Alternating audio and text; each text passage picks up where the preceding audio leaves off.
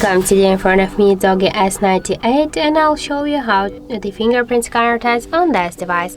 So I just set up my fingerprint here to this scanner on the right side of our device, and now I'll make a couple of tries to unlock the device with my fingerprint, and we will see how fast this feature is and does it works. So let's start. Yes, here is the fingerprint scanner. So 1. Oh, where is it? Okay, it's here. 2.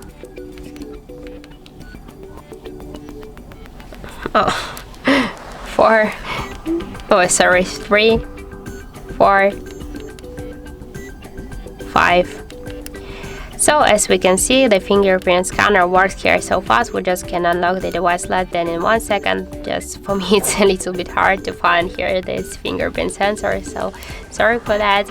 But I suggest you to try this unlock method. For example, if you don't like the passcodes or PIN codes, you can try the fingerprint unlock here. But be careful and don't forget that the passcodes, the fingerprint is less secure than the passcodes or PIN codes. So that's it. Thank you for watching, and if you find this video helpful, don't forget to leave a like, comment and to subscribe our channel.